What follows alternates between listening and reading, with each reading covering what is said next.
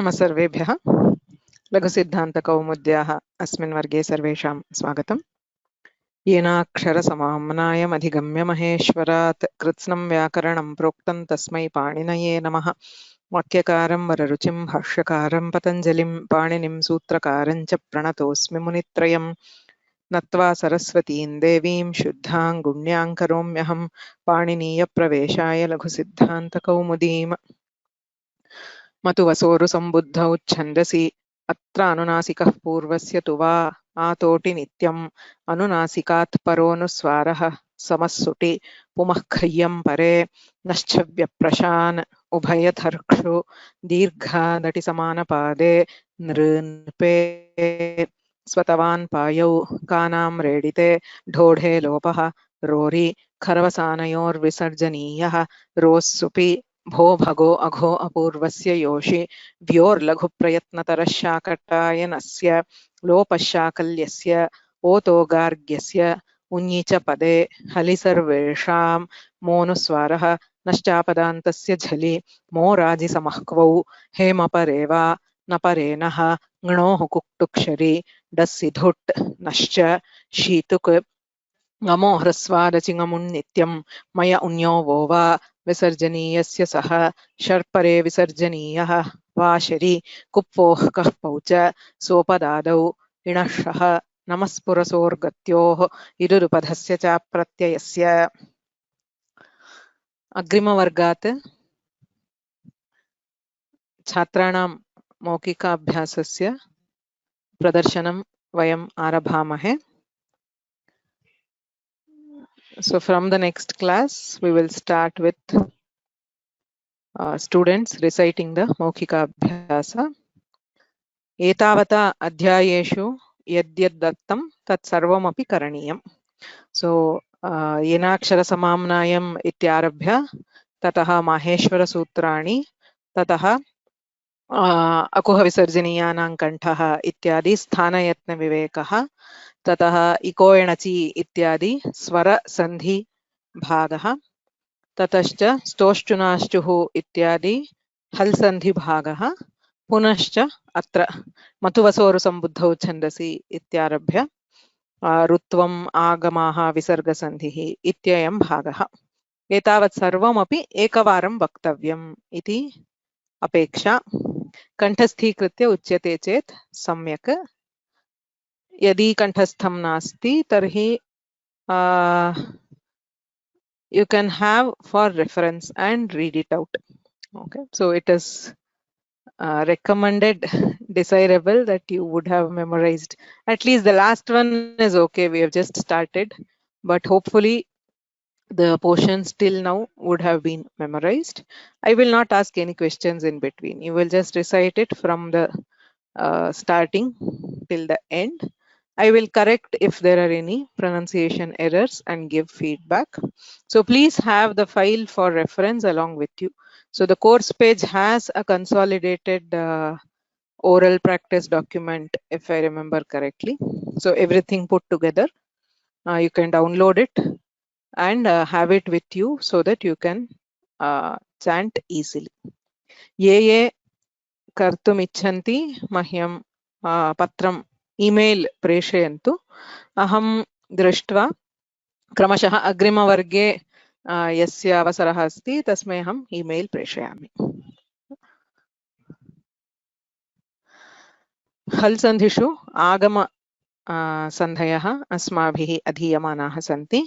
तत्र गतवर्गे तुगागमः दृष्टः. शि तुक् इत्यनेन नकारान्तात् पदात् नकारान्तस्य नकारान्तस्य पदस्य शकारे परे तुगागमः भवति. नकारस्य अन्तावयवः तकारः शि तुक् इत्यनेन. तुगागमे कृते तत्र श्चुत्वं छत्वं झरोझरि सवर्णे इति लोपः एते क्रमशः भवन्ति. तदा सञ्छम्भुः इति रूपं भवति. किन्तु अत्र त्रीणि विकल्पसूत्राणि सन्ति इत्यतः एतेषां विकल्पानाम् अभावे सञ्छम्भुः सञ्छम्भुः संशम्भुः इत्येवं चतुर्धा रूपाणि सम्भवन्ति इति ज्ञातवन्तः. ततः ङमुडागमसन्धिः ङमो ह्रस्वारचि ङमुन्नित्यम् इत्यनेन सूत्रेण विधीयते। ह्रस्वात् परः यः ङम् तदन्तं यत् पदं तस्मात् परस्य अचः ङमुट् आगमः। तत्र ङमुडागमः इत्यस्य कः अर्थः इति प्रायः इदानीम् अवगतं स्यात्। ङमुट् इति ङम् प्रत्याहारात् उच्चारणार्थः उकारः टित्वं बोधयितुं टकारश्च योजितः अस्ति। तत्र वस्तुतः ङकारः णकारः नकारश्च आगमः भवति इति तात्पर्यम्। अत्र प्रत्यङ्गात्मा सुगण्णीषः सन्नच्युतः इत्येतानि उदाहरणानि अस्माभिः दृष्टानि। अद्य वयम् अग्रे गच्छामः। एतावता वस्तुतः अत्र उपदिष्टाः आगमाः दृष्टाः। यदि तत्र अष्टाध्याय्याः क्रमं पश्यामः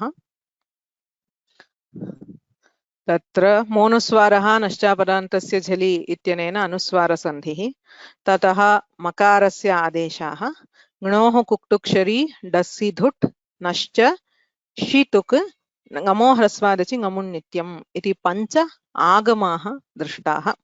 मयौन्यो वो वा इति सूत्रं तु पूर्वमेव दृष्टमस्ति अच्सन्धिप्रकरणस्य अन्ते। किमु उक्तं किं भुक्तम् इत्यत्र उकारस्य वकारादेशः भवति। ततः अग्रे विसर्गस्य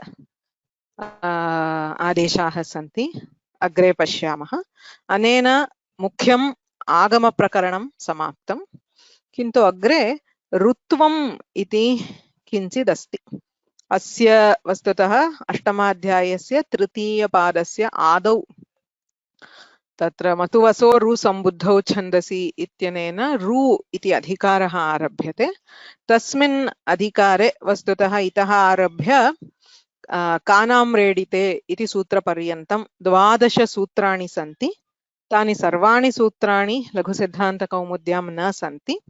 तत्र कानिचन सूत्राणि अत्रानुनासिकः पूर्वस्य तु वा अनुनासिकात् परोनुस्वारः समस्सुटी पुमः खय्यं परे नश्च व्यप्रशान् नृन्पे एवं कानां रेडिते इत्येवं 7 सूत्राणि अस्माभिः इदानीम् अधीयन्ते। तत्र वस्तुतः तत्र एकं कार्यम् इति न, तत्र आदौ एतैः सूत्रैः एकं कार्यं विधीयते, तस्य ऋत्वम् इति नाम भवति। तदनन्तरं तत्र बहूनि तत्सम्बद्धानि कार्याणि भवन्ति। अतः तेषां विषये अद्य आरभ्य अद्य अग्रिमवर्गे इतोपि प्रायः वर्गत्रये एतानि सूत्राणि वयं पश्यामः। ततः पूर्वं तत्र वस्तुतः अस्मिन् भागे समस्सुटी इति सूत्रं दीयते, किन्तु ततः पूर्वम् एकं सूत्रं पीठिकारूपेण प्रस्तूयते। सम्परिभ्यां करोतौ भूषणे इति सूत्रमस्ति। लघुसिद्धान्तकौमुद्याम् इदानीं न दृश्यते। षष्ठाध्याये प्रथमपादे अस्ति। तत्र सुट् विधायकानि सुट्कात् पूर्वः इत्यधिकारे सुट् इति कश्चित् आगमः भवति। सुट् इत्युक्ते किं वयं जानीमः, टित् आगमः, सकारः आगमः भवति इत्यर्थः। सकारागमस्य कानिचन सूत्राणि तत्र दृश्यन्ते। तत्र इदम् एकं सूत्रमस्ति, सम्परिभ्यां करोतौ भूषणे इति। सम्परि इति उपसर्गद्वयम् अस्ति। तत्र उप इति उपसर्गस्यापि कदाचित् योजनं क्रियते वार्तिककारेण। एताभ्याम् उपसर्गाभ्यां करोतौ परतः, करोतिः नाम कृ धातुः, संकृ एवं परिकृ, संपरि इत्येताभ्याम् उपसर्गाभ्यां कृ धातुः अस्ति। कस्मिन् अर्थे इति चेत् भूषणार्थे। भूषणं नाम अलङ्करणं, प्रसाधनं, मण्डनम् इत्यादि। तस्मिन् अर्थे कृ धातुः भवति। तदा कात् पूर्वः कृ धातोः यः ककारः, ककारस्य सुडागमः भवति, सकारागमः भवति। ककारस्य आदौ सकारः भवति इत्यर्थः। बहु प्रसिद्धाः एते प्रयोगाः। संकरोति, तत्र सम् इति उपसर्गः कृ धातुः करोति इत्यत्र, तत्र ककारात् पूर्वं सकारागमे संस्करोति। स्क इति अस्ति, तत्र सकारः कुतः आगतः? संस्कृतम् इत्यत्रापि अस्ति। सम्यक् कृतम् इति वदामः। संस्कृतं नाम किं? परिष्कृतं, वेरी वेल रिफाइन्ड, अडॉर्न्ड इत्यर्थः भवति। स एव भूषणार्थः इति। तत्र सम् अस्ति, कृ अस्ति, संकरोति इति भवेत्। तत्र संस्करोति इत्यत्र सकारः अनेन सूत्रेण भवति, तत्र सुट् इति आगमः भवति। एवमेव परिष्करोति, परिकरोति, परिकरोति इति भवेत्, किन्तु अस्मिन् अर्थे, भूषणे अर्थे, सम्यक् करोति इत्यस्मिन् अर्थे सकारागमः भवति, तस्य अग्रे षत्वमपि भवति, परिष्करोति इति भवति। बहुत्र वयं बहूनि पदानि सन्ति, संस्कारः, संस्कृतिः, संस्कृतं, संस्कर्ता, एतेषु सर्वेषु अपि यः सकारः श्रूयते सः सुडागमस्य सकारः। सुडागमश्च अनेन सूत्रेण भवति, संपरिभ्यां करोतौ भूषणे इत्यनेन। एवमेव परिष्कारः, परिष्करणं, परिष्कर्ता, तिङन्तं वा भवतु, कृदन्तः वा भवतु, उभयत्रापि उपसर्गः धातुः अस्ति चेत् अयम् आगमः भवति। इदानीम् अत्र वस्तुतः एतादृश सं स्करोति अथवा स्कर्ता, स्कृतिः, स्कृतम् इत्यादिषु कथं सन्धिकार्यं भवति इति अस्माभिः द्रष्टव्यं। तथा सरलं नास्ति, इत्युक्ते वयं पश्यामः चेत् अत्र किमपि नास्ति इति भाति, किन्तु वस्तुतः अत्र अन्यानि बहूनि सूत्राणि भवन्ति। तत्र अग्रे सन्धिः कथं भवति इत्यादि द्रष्टव्यमस्ति। पश्यामः, तदेव इदानीं अग्रे दृश्यते। परिष्करोति इत्यस्य कः अर्थः? To refine, to make something better इत्यर्थः।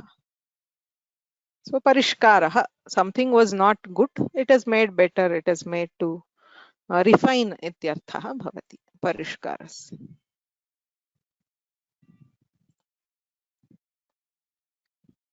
इदानीं पश्यामः, समः सुटि इति सूत्रम्। अत्र अष्टमाध्यायस्य तृतीयपादे पञ्चमं सूत्रम्। तत्र मतुवसो रु सम्बुद्धौ छन्दसि इत्यतः रु इति अनुवर्तते। समः सुटि इति सूत्रं।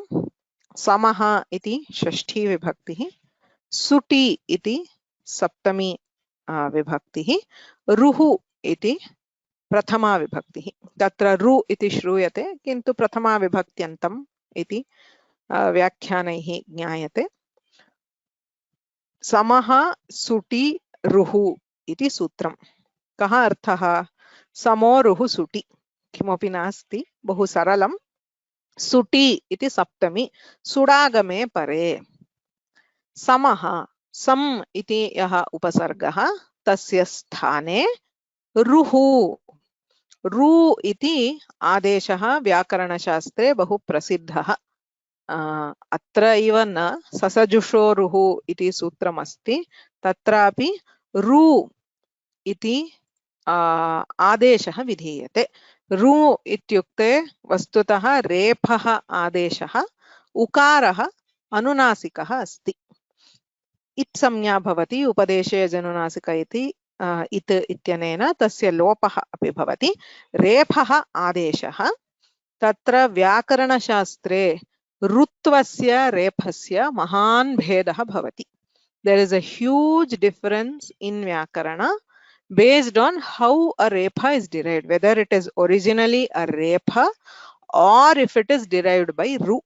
अग्रे विसर्गसन्धि प्रकरणे अपि वयं पश्यामः, यत्र कुत्रापि वयं रेफं पश्यामः चेत् सः केवल रेफः वा रोः, रु इति व्यवहारः सर्वत्र भवति। रोः इत्युक्ते यत्र ऋत्वम् आदेशत्वेन विधीयते तस्य रेफः वा इत्यत्र महान् भेदः भवति व्याकरणे। अत्रापि रु इत्युक्ते ऋत्वं, सः आदेशः रु इति यः आदेशः तस्य ऋत्वम् इति व्यवहारः। वस्तुतः तत्र रेफः एव भवति, रु इति न श्रूयते, उकारः इत्संज्ञकः तस्य लोपः भवति। So it is there purely to identify the repha separately, as in this particular repha is distinct, it is special from a repha which exists originally as a repha or which comes due to other processes. So a repha arising by the rutva adesha is very special, it has specific karyas for itself. सर्वत्र स एव इदानीम् अत्र ऋत्वं विधीयते।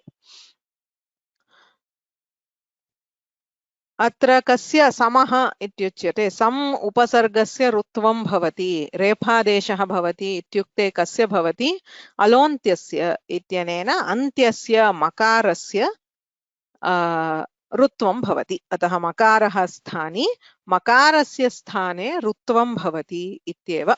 कदापि अस्माभिः रेफः भवति इति नोच्यते, यद्यपि तत्र रेफः एव भवति, सर्वदा कथनवेलायां वा लेखनवेलायां वा ऋत्वं भवति इत्येव व्यवहारः करणीयः।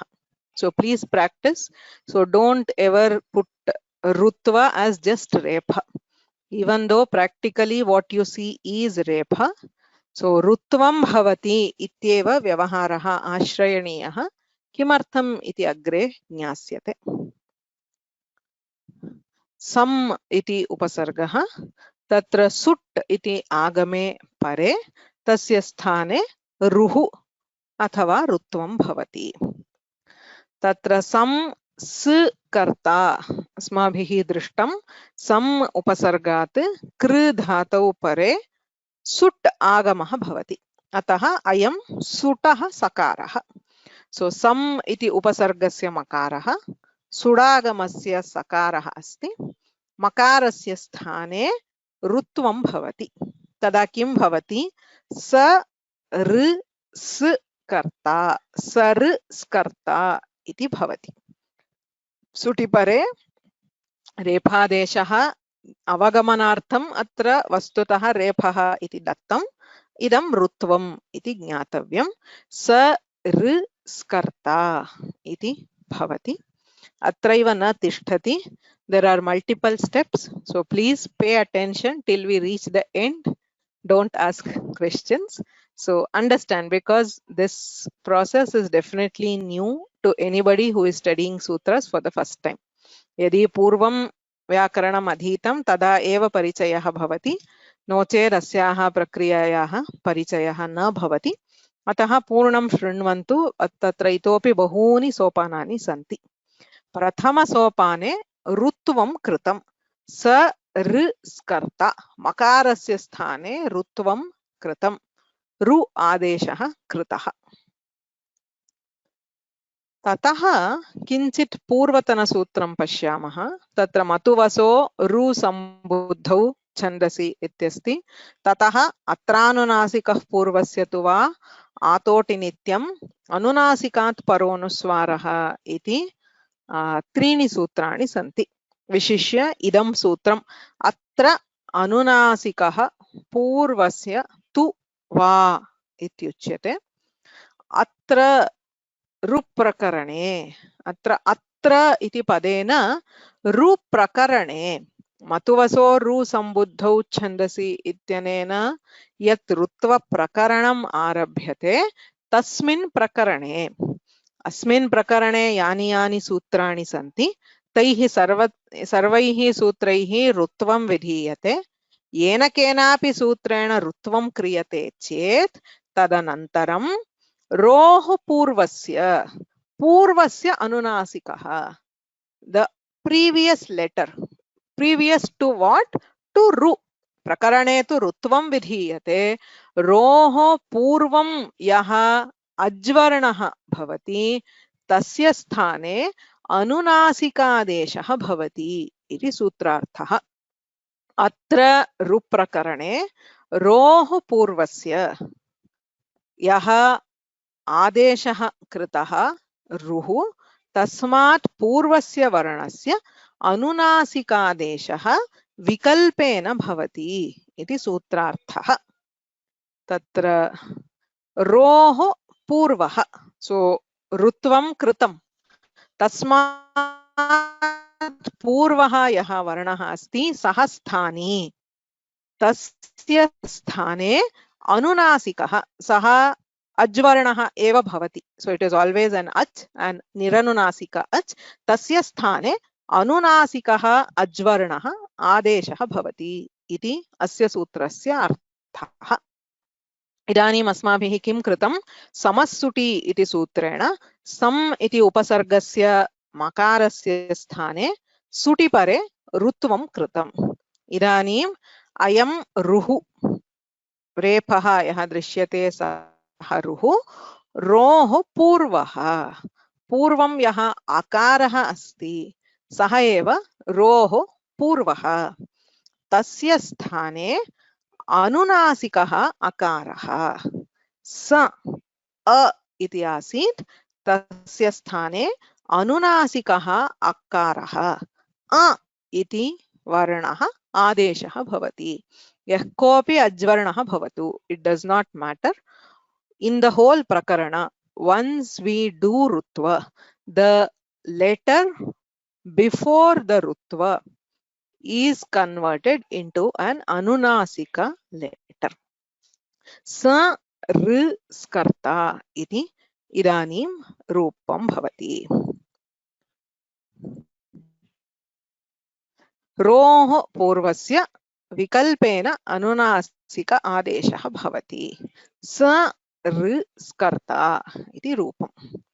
अत्र स्मर्तव्यं, विशिष्य अत्र इति उक्तत्वात् ऋ प्रकरणे सर्वत्र इदं सूत्रं प्रवर्तते। यद्यपि ऋत्व विधायकानि सूत्राणि त्रिपादीक्रमेण अनन्तरं सन्ति. The sutras which give ru are mostly, except Matu Vasoru Sambuddhau Chandasi, all the other sutras are later in Tripadi. Ataha asiddham syat. Kintu atra vishishya atra ityukte asmin prakarane iti uktatvat. Idam prakaranam siddham bhavati, asiddham na bhavati. So this specific call out to atra indicates in this prakarana. Okay, so that overrides the asiddhatva. No chet atra iti shabdasya apeksha eva nasti. Anunasikah purvasya tu ityukte purvatana sutre ru tvam kritam tasmat purvasya anunasikah iti jnayate. Vishishya atra iti prakarana nirdeshah kritah ataha ru prakaranam siddham. अस्य सूत्रस्य पुनः अग्रे अनुनासिकात् परोनुस्वारः इति सूत्रस्य च ऋत्वं सिद्धं भवति. It is not asiddha, so we can do rutva and then apply अत्र अनुनासिकः पूर्वस्य तु वा.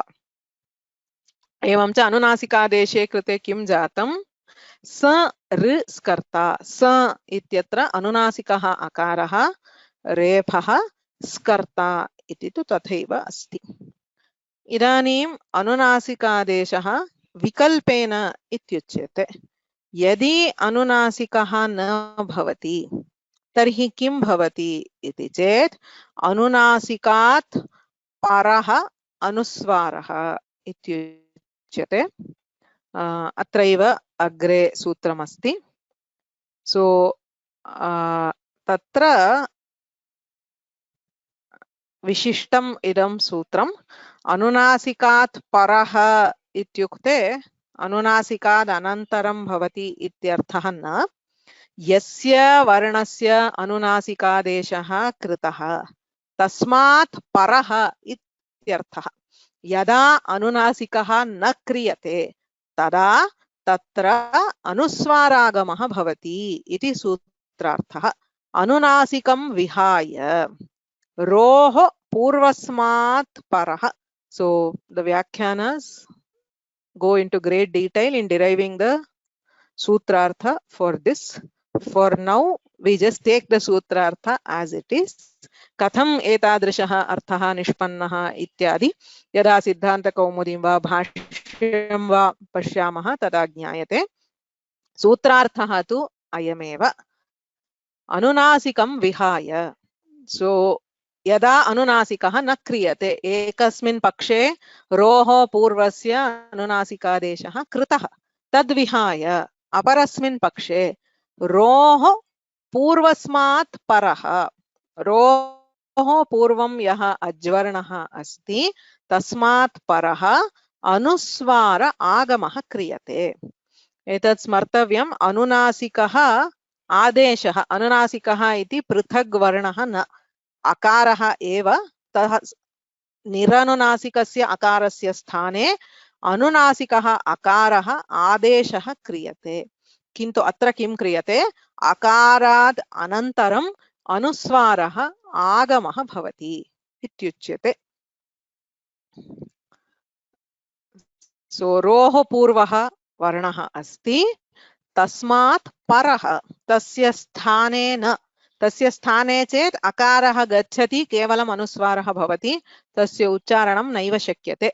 अचः परौ अनुस्वार विसर्गौ इति अचः परकत्वम् एव अपेक्ष्यते.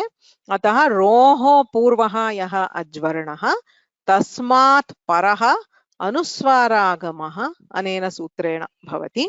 स ऋस्कर्ता. इदानीम् अनुनासिकः न कृतः. अनुनासिकः क्रियते चेत् स ऋस्कर्ता इति स इत्यत्र अनुनासिकः भवति. अपरस्मिन् पक्षे यदा अनुनासिकादेशः न क्रियते तदा रोः पूर्वः वर्णः तस्मात् परः मध्ये अकार रेफयोः मध्ये अनुस्वारः भवति. तदा किं भवति? संऋस्कर्ता. पूर्वं स ऋस्कर्ता, अत्र तु सम् इत्यत्र अनुस्वारः अस्ति, ऋस्कर्ता. एकस्मिन् पक्षे अनुनासिकः, अपरस्मिन् पक्षे अनुस्वारः. ऋत्वप्रकरणे सर्वत्र एवमेव भवति. वयम् अग्रेपि पश्यामः. ऋत्वं क्रियते, ततः झटिति अनुनासिकः अथवा अनुस्वारः भवति. इदानीम् उभयोः कृतयोः अनुनासिकः अथवा अनुस्वारः कृतः. इदानीम् अत्र रेफः अस्ति, अग्रे सकारः अस्ति. तत्र खरवसानयोर्विसर्जनीयः इति सूत्रमस्ति. इदमपि सूत्रम् अत्यन्तं मुख्यं, बहुधा उपयुज्यते व्याकरणे. वस्तुतः विसर्ग सन्धौ भवेत्, किन्तु अत्र प्रसङ्गः अस्ति इत्यतः अत्रापि उच्यते. अत्र there is an error in the sutra sankhya. Rori iti chaturdasamev sutram. It is immediately before Kharavasanayor Visarjaniyah. So it is 14. It is not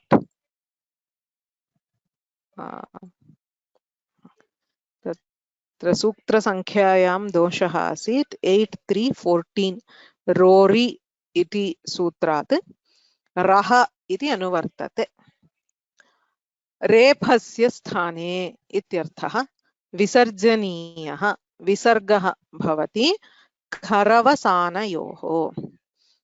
खरि अवसाने च, खर् वर्णे परे अथवा अवसाने. अवसानम् इत्यस्य अर्थः दृष्टः पूर्वं, वावसाने इत्यत्र विरामः अवसानम्. अग्रे संहितायां केपि वर्णाः न सन्ति चेत् तद् अवसानं, वर्णानाम् अभावः अवसानसंज्ञः भवति. खरि परे अथवा अवसाने पदान्तस्य रेफस्य विसर्गः भवति. So repha is converted to visarga at avasana, which means there is nothing following. Or khari pare, khar varne pare visargah bhavati. Khar iti tu jnayata eva. Sarvesham varganam prathama dvitiya varnau shashas iti avasanam varnanam abhavah. Idanim asmabhihi पदान्तस्य रेफस्य खरि अवसाने वा परे विसर्गः भवति. सत्यम्, अत्र सप्तमी विभक्तौ द्विवचनम् इदं खरवसानयोः इति। खरि अवसाने च खरवसानयोः सप्तमी विभक्तौ द्विवचनान्तम्। सो पदान्तस्य रेफस्य खरि परे अथवा अवसाने विसर्गः विसर्जनीयः विसर्गः इति पर्यायपदम्। सो विसर्ग is the same, there is no difference, अन्यत् पदं तावदेव। सो स ऋ स्कर्ता इत्यस्ति। समस्सुटि इत्यनेन सुडागमे परे समहमस्य ऋत्वं कृतम्। अत्रानुनासिकः पूर्वस्य तु वा इत्यनेन रोः पूर्वस्य अनुनासिकः कृतः। अधुना सम् इति पदम् एतत् स्मर्तव्यं। सर्वे उपसर्गाः अव्ययसंज्ञकानि सुबन्तानि भवन्ति, अतः पदान्ते रेफः अस्ति। सम् इति उपसर्गः मकारस्य स्थाने रेफः, इट इज स्टिल अ पद। पदान्ते रेफः, अग्रे खर् वर्णः अस्ति। खरि परे पदान्तस्य रेफस्य विसर्गः भवति, तदा सः स्कर्ता। स विसर्गः, तत्र उच्चारणं किञ्चित् क्लिष्टं।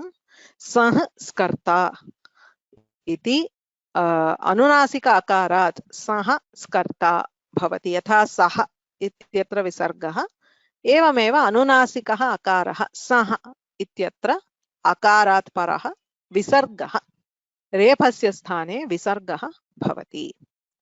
उभयत्र भवति। वस्तुतः अनुनासिकपक्षे विसर्गः भवति, अनुस्वारपक्षे अपि विसर्गः भवति। यतोहि उभयत्रापि पदान्ते रेफः, अग्रे खर् वर्णः अस्ति, उभयत्रापि विसर्गः भवति। So we have not yet completed the sandhi. We started with sam and karta. So first there was a sudagama to the kru dhatu. संपरिभ्याम करोतौ भूषणे इत्यनेन सुडागमः कृतः। सं स कर्ता इति जातम्।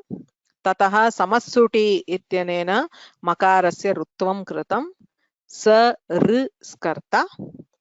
ततः रोः पूर्वस्य अनुनासिकः अथवा अनुस्वारागमः कृतः।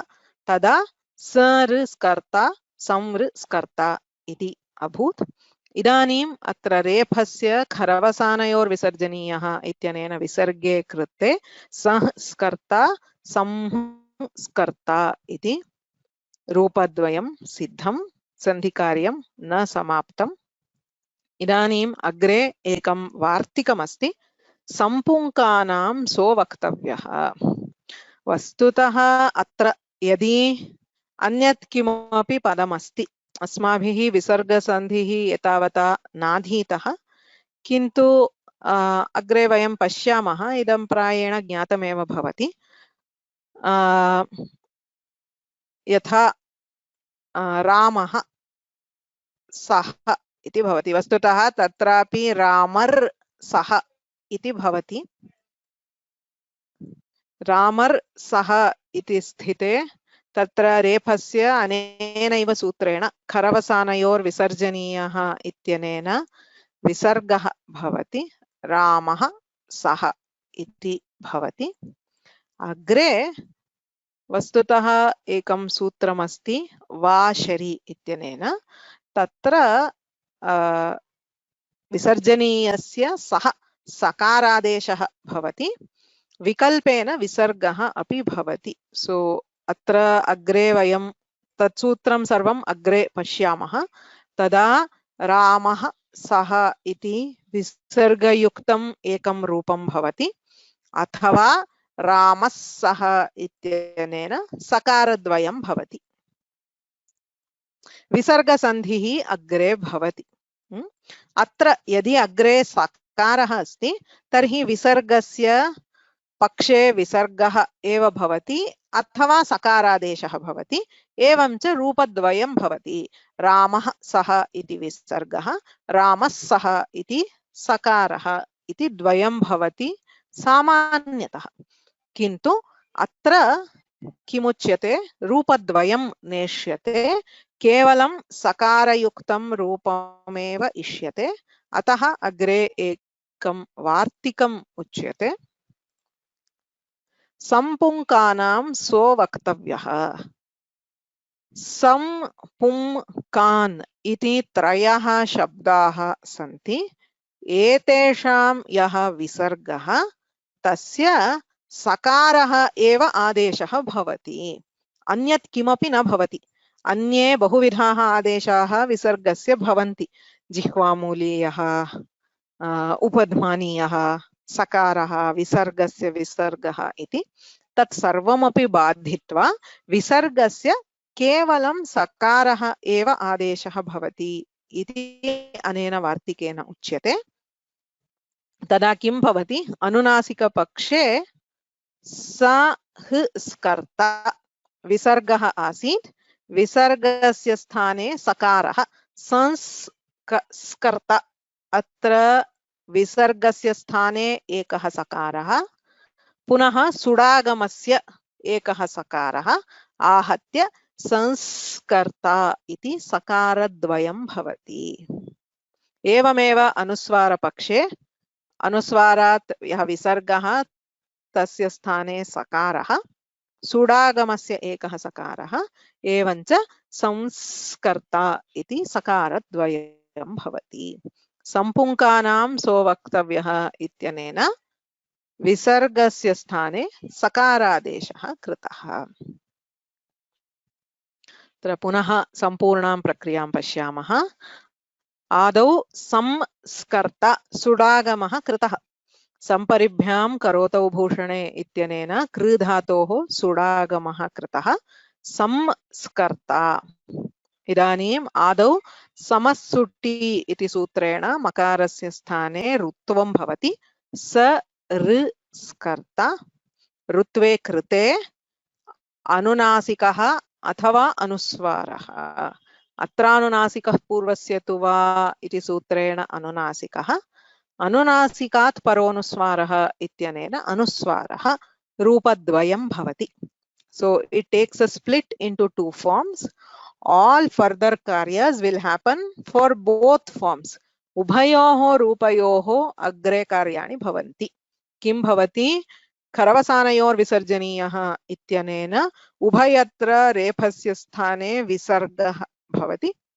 सम्पुङ्कानां स्ववक्तव्यः इत्यनेन उभयत्र विसर्गस्य स्थाने सकारः भवति।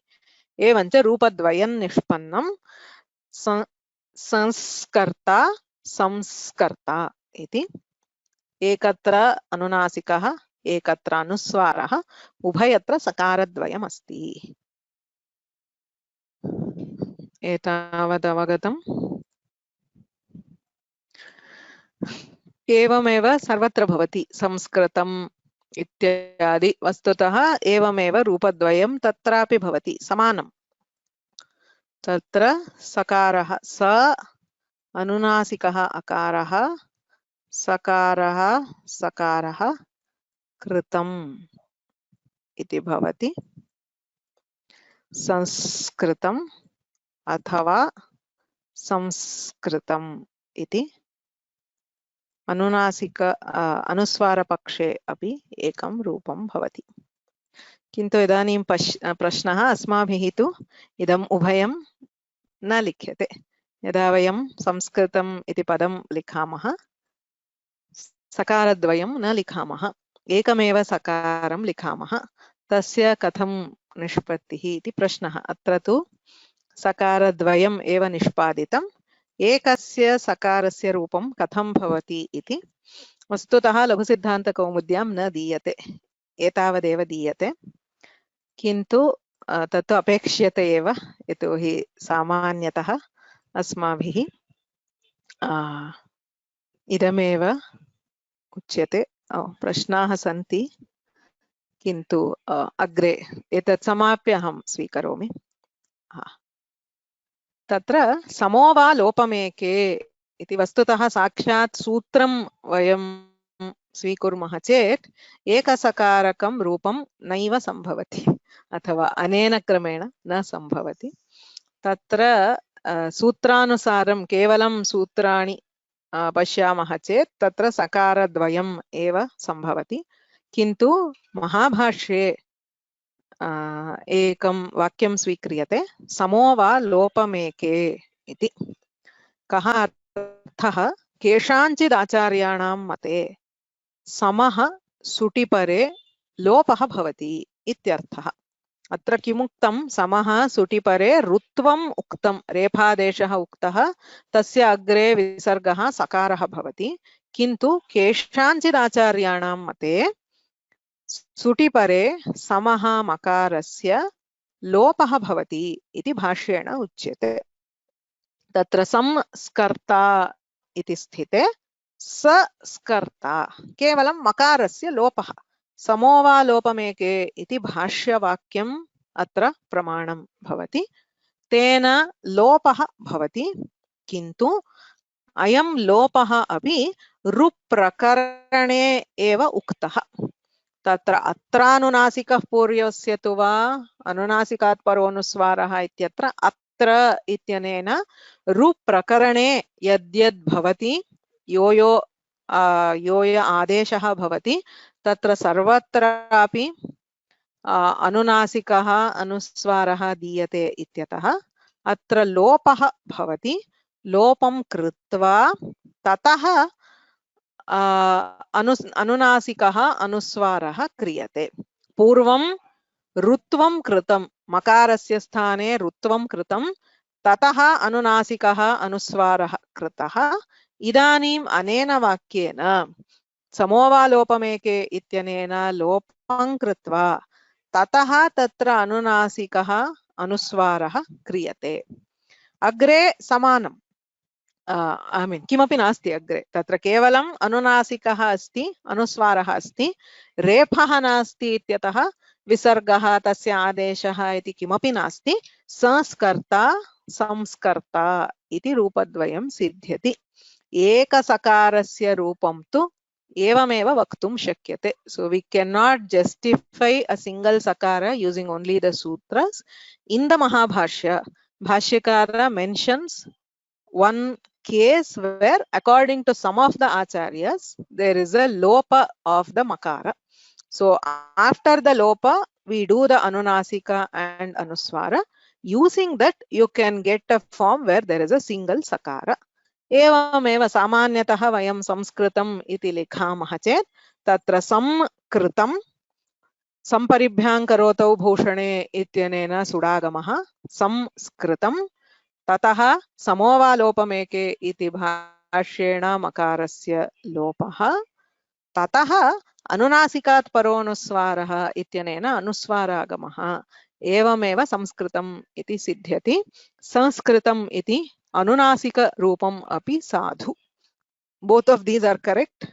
The previous rupas with 2 sakaras are also correct.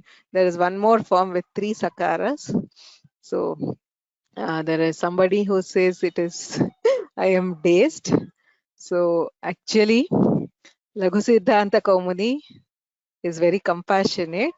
He takes only 2 forms. Even these 2 he doesn't take. The Siddhanta Kaumudi gives 108 forms for Samskarta. Okay. They are all theoretical. You don't need to ask if they are all pronounceable. It's basically a play with different kinds of dvitva in different places and using different such sutras. So it's all a theoretical play. It is not that all of it is, very practical. It's like Vyakarana is a Shastra, so it's an intellectual game. So if we use that, so Siddhanta Kaumudi takes this occasion, this particular example, to show how you can derive 108 optional forms for a single, single word. So okay, so now we'll, so we don't need to go there now. येषाम् आसक्तिः अस्ति गत्वा तत्र सिद्धान्तकौमुदी द्रष्टुं शक्यते. क्लेशः इति नास्ति. It is just a few more sutras and seeing where all you can do doubling. It's more for learning permutations and combinations, how you can get different things, because once you split into 2, it will get multiplied. Every time you do a dvitva and all, it goes on multiplying. Okay. It's an interesting exercise for those who have the craze of Vyakarana. So now coming back, etavadeva. So adyatana abhyasah ayameva samkritam. Atra sudagamam sandhincha kritva chatvari rupani katham bhavanti iti pradarshayata. So you just have to write the prakriya, all the steps, and arrive at 4 different forms. You can write the prakriya separately for each of the 4. So sutram kim sutram bhavati katham bhavati iti. समोवालोपमेके इति नित्यं वा न नित्यं तत्र विशिष्य एके इति अस्ति. तत्र एके शब्दस्य वस्तुतः सो एकः इत्युक्ते वन इत्यर्थः. तत्र बहुवचनम् एकः एकौ एके इति शास्त्रेषु भाष्येषु बहुत्र एके इति प्रयुज्यते. एके इत्युक्ते अ फ्यू इत्यर्थः. केचन आचार्याः, अत एव केषाञ्चित् आचार्याणां मते इति दत्तं. वस्तुतः तत्र किम् एम्फसिस् इत्युक्ते बहूनां मते न भवति. इट्स् अ मैनारिटी आर्ग्युमेंट इत्यर्थे एव शास्त्रेषु, केवलम् अत्र न, सर्वत्र वेदांत भाष्ये वा सर्वेषु शास्त्रेषु एके इति कदाचित् किञ्चित् मतम् उपस्थाप्यते. केषाञ्चित् मते एवं भवति इति. It's like the whoever is writing the bhashya is saying, okay, some people say this, which also has a hidden dhvani that it is not very preferred or very much this one. So atrapi vastutah pashyamah chet sutra drishtya ityadi drishtya dvisakarakam rupam bhavati kathanchit ekasakarasya rupasyapi समाधानं कर्तुं शक्यते इत्यर्थः.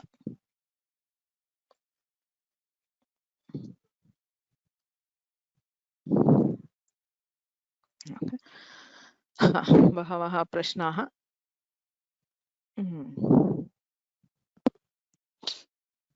What is the difference between Anunasika and Anuswara? बहुवारं पूर्वमपि दृष्टमस्ति. सा इत्यत्र अकारः नासिकाम् उपयुज्य उच्चारितः. So it is basically akara which is pronounced with the nasal tone a. So a is a single letter, akara with the nasal attribute to it. Whereas in Samskrita, the some akara followed by which is an anuswara. Anuswara is a separate letter. It is pronounced by just closing the mouth without pressing them together. Ma ityatra ubhayoho orthayoho parasparam sparshaha balena bhavati. Ma, you have to press the lips together to pronounce ma, whereas for Anuswara you just close the lips and release the air through the nose.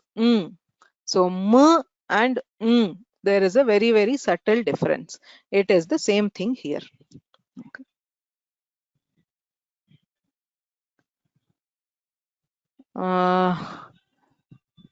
Can you please explain the Anuswara and Anunasika concept in English? There's nothing. So there are 2 sutras in the Rup Prakarana. Atra Anunasika Purvasya Tuva and Anunasikat Paronuswaraha. Wherever we do Rutva or some Karya in this particular section. So Atra means in this section of Rup Prakarana. After we do the Ru, either we convert the previous letter to an Anunasika Ach or we add an Anuswara after the Ach. So we will see multiple examples of this ahead. So everywhere it is the same. You either are converting the previous letter to an Anunasika by Atra Anunasika Purvasya Tuva, or you are adding an Anuswara by Anunasikat Paronuswaraha.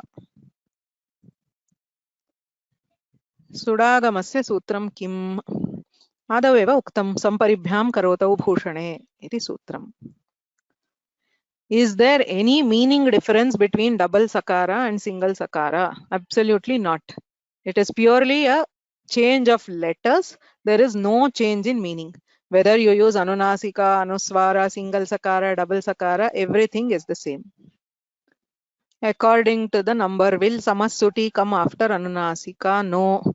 As I told earlier also, because of the this one, Samassuti has to be done earlier. Rutve krite eva roho purvasya anunasikaha anuswaraha. We cannot apply these two sutras before doing the Rutva. यद्यपि सूत्रसङ्ख्यानुगुणं समस्सुटि इति अनन्तरं भवति, तथापि आदौ ऋत्वं कृत्वा तदनन्तरमेव अनुनासिकः अनुस्वारो वा कर्तुं शक्यते. झरो झरि सवर्णे तस्य प्रसक्तिः अत्र नास्ति. We don't have a हलः परस्य झरः वा लोपः सवर्णे झरि. We don't have the conditions here for the झरो झरि सवर्णे. Can we have Anunasika and Anuswara together? No. So it clearly says Anunasikam vihaya. In one case Anunasika, in the other case Anuswara. When ma gets lopa, ru does not happen. I already explained makarasya lope api. Makara lopaha ru prakarane eva uktaha ityataha roho abhave api anunasikaha anuswaraha bhavati. So even though we are not doing the ru itself, because it is a part of the ru prakarana, the anuswara and anunasika are applied after it.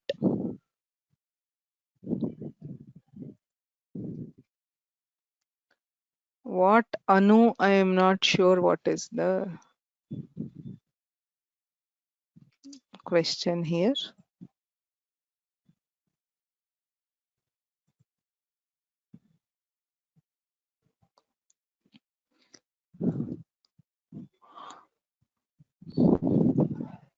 अस्तु. एकः प्रश्नः गृहकार्यस्य चर्चा. So I should have announced it last week. So we are reverting back to the original time. सार्धषड्वादने एव भविष्यति. मे मासे अन्यः वर्गः आसीत् इत्यतः तत्र भानुवासरस्य वर्गस्य समयपरिवर्तनमासीत्, किन्तु इतः परं सार्धषड्वादने एव वर्गः भविष्यति. So we are reverting to the original time for the exercise discussions, which is 6:30 on Sunday evenings. येनाक्षर समाम्नाय अधिगम्य महेश्वरात् कृत्स्नं व्याकरणं प्रोक्तं तस्मै पाणिनये नमः.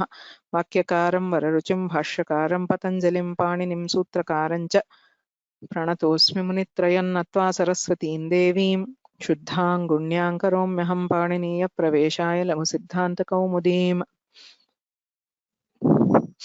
In anu plus karta, can we follow the same steps? No, no, no.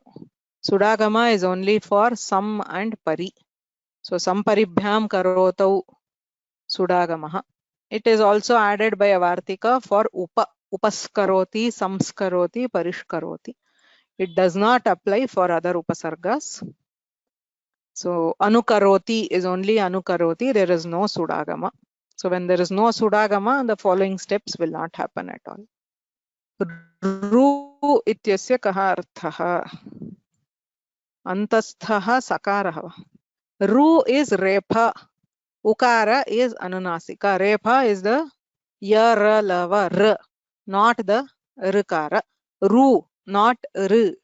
R is a swara. Rutvam is refa followed by ukara. It is the adesha is actually only the vyanjana consonant. There is no swara here. Why are we not following the Surya Sutra number of the Tripadi? Uktam maya. The Anunasika and Anuswara are clearly stated. Roho purvasya, the one which precedes Ru. So we have to do the Rutva first and then do the Anunasika and Anuswara. Asiddhatva does not apply because he clearly states Atra in this Prakarana. So which means the Prakarana is fully known to those sutras.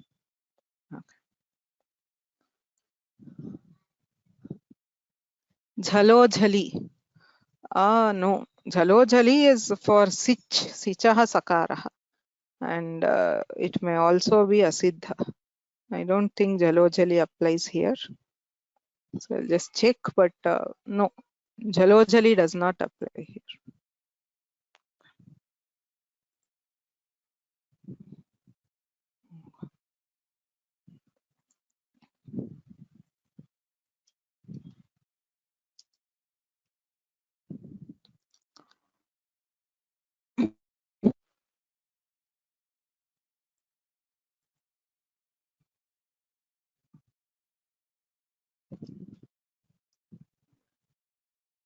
So it is before this. So first of all, it is siddha. अपि च झलोझलि इति प्रायेण सिचः एव भवति. झलः परः यः सकारः, यद्यपि सूत्रार्थे सकारः इति दीयते, सिचः सकारस्यैव लोपः भवति. अत्र तु असिद्धमस्ति. In any case.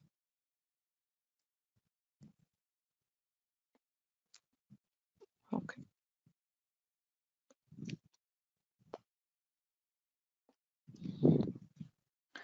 अस्तु.